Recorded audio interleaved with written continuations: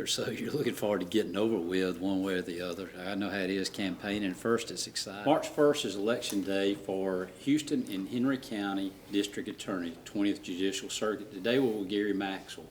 Tell me about who Gary Maxwell is. Well, lived almost all of my life here in Dothan. My father was an FBI agent who was originally from Birmingham, and we moved to Dothan when I was 5 years old. So I've gone through all the public school systems, or schools here in Dothan. Went to Girard Elementary School, Girard Junior High School, Dothan High School. Went to kindergarten and a lady named Ms. Grubbs, who lived on Cherokee Street. So I have grown up here in Dothan, played sports here in Dothan. Dothan's my home. Okay, and what's your work career? What type of work have you done most of your life? All but probably, I'm guessing around a year and a half has been in prosecution. When I got out of law school, I went to work for then Attorney General Bill Baxley. I stayed up there about a year and 9 months. Bill was kind of like a second father to me when I was working there, and he told me, he said, you need to leave the AG's office. You get comfortable here, and it's a dead-end career. So I left the Attorney General's office after about a year and 9 months, came back to Dothan. I opened up my own law practice. I was a sole practitioner. And I did that for, like I said, maybe a year and a half, year and 9 months. Can't really be sure looking back on it. But I was hired by Tom Sorrells, and that's an interesting story that Tom tells. I don't know if you've heard that one, Ricky. Yeah. That the first jury trial I had as a defense attorney was, I think it was in this very courtroom, and I won it. So Tom went back to the office and said, that's never going to happen again. So he hired me to work for him part-time, and that took me back into prosecution. I worked for Tom, and then when he ran for Attorney General and Doug Valeska became DA, I just went to work full-time for Doug and was his chief assistant until 2010 when I retired. So you have been the I guess, chief prosecutor, or what was your title with the DA? I was chief assistant, and as chief assistant, basically what I did was I ran the day-to-day operations of the district attorney's office. Doug assigned all of the circuit court cases, the attorneys who would actually do those, but I assigned the work in juvenile court, traffic court, misdemeanor court, civil forfeitures, and so forth. That was my responsibility. This election covers Houston and Henry County and 20th Judicial Circuit, and it's the first time in a long time that we're changing guards, changing district attorneys. Why do you want to be the district attorney? Well, that's kind of an interesting story too.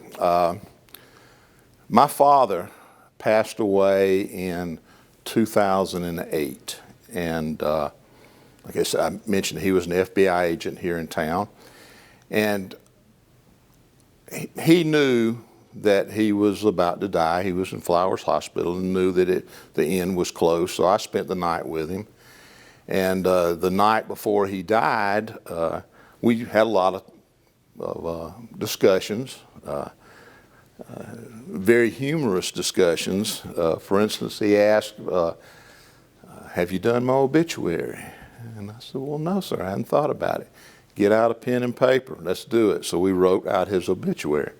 And in the course of talking with him that night, he asked me, he said, haven't you ever had the desire to be the DA? And I said, well, of course, working there as kind of the second-hand man, I've had that thought. And he said, well, just promise me that someday you'll go for it. And I said, okay, I will. And at my father's funeral, my pastor asked me to speak, which was a very hard thing to do. And I mentioned the talk that we had had the night before he died. And after the funeral was over with, Mr. Valeska told me, he said, look, he says, I'm going to give you that shot. He says, I intend to run one more time, and then that'll be it, which that would mean that this is the term that he's vacating that would have been that time. So that's the thing. I really have missed being in the courtroom. I miss helping victims. But I also want to honor what I told my father I would do. I knew your dad. He helped me when I ran for office a long time ago. I remember that. Fine person. I remember that. Now, since your retirement from the DA's office, you've come out of retirement for a little while. Tell the people why you've come out of retirement over the last several years. Well, I retired, I think it was March the 1st of 2010.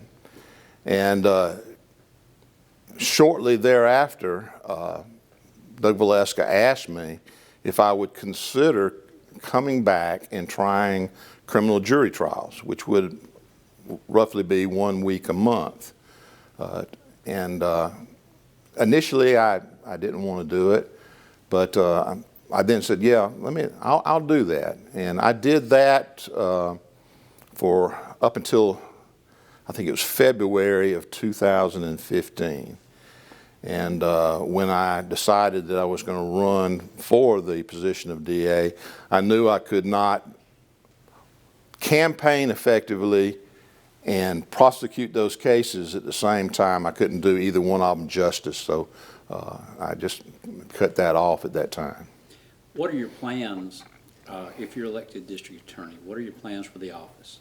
Well, one thing that I have noticed that the district attorney's office is deficient in is the technology part of it.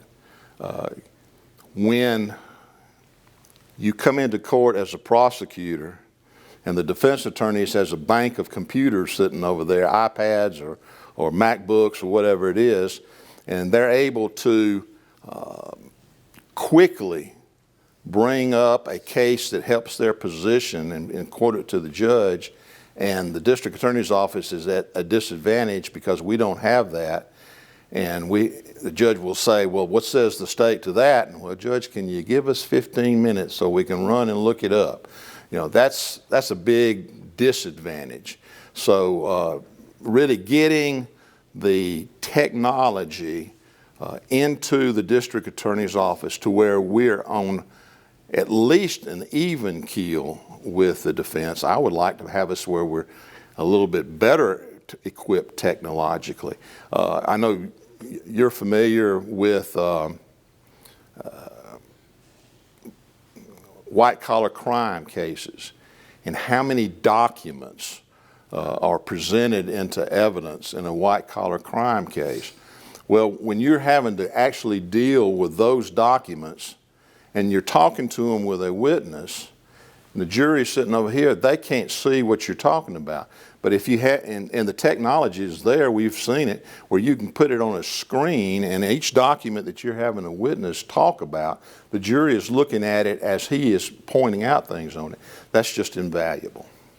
Plus, the state has gone paperless, so the court filings are all done electronically. Right. That you have to review. Exactly. Exactly. Because you've worked in the DA's office, and a lot of people don't realize that at times just in the Houston County Courthouse you have 7 courtrooms that you could have 5 felonies and juvenile and misdemeanor, as well as the courtroom in Henry County. So you can have 8 courtrooms going at one time in different cases. That's correct. How hard is that to manage? Well, if you've got the proper staff, it's not going to be that hard to manage. But when you are understaffed, as in my opinion the district attorney's office is now, it does cause a problem. I know that Sam Clenny, the assistant DA in Henry County, has quite often in the past several months have to leave Abbeville and come down and pick up a courtroom here in Houston County because there just wasn't the manpower to do it. So if we can get the manpower up to where it needs to be, and then give the assistant district attorneys the proper training that they need, I think it can work correctly. I know that when Doug Valeska first took office, he had on staff, he had Butch Benford, myself, Matt Lemire, Brad Mendham, and we would go to different training sessions that was put on by the National District Attorneys Association, and got training in office administration, homicide cases, child abuse cases. But that's not been happening in the past several years, at least as far as being specific training. There's a career prosecutor course that we went to. It was a 17-day course out in Houston, Texas, that the National District Attorneys Association put on. Very, very invaluable. You had peer training. You do courtroom cases, and you have a peer review as well as a staff review to tell you what you're doing right and what you're doing wrong. If we can get that back into the system, we'll have a good staff. One minute, Ricky. All right. Why do you want the people to vote for you? Well, I believe I have the experience. My opponents have a more diverse experience than I do. They've done divorces, they've done wills, they've probated wills, they've done civil cases. That experience is not needed in the district attorney's office. I have the experience of running what is the biggest law firm in the city. I've had that experience. I know how to do it. I know how to try capital murder cases. I can know how to strike juries. I will not have to have on-the-job training. Anything in summary you want to tell the people? I just ask for your support on March the 1st. Even if you're not going to vote for me, get out and vote. It's a privilege that too many people lost their lives defending for us. So please take advantage of that right. Thank you. Thank you, Ricky. If you would, sit there for 1 second.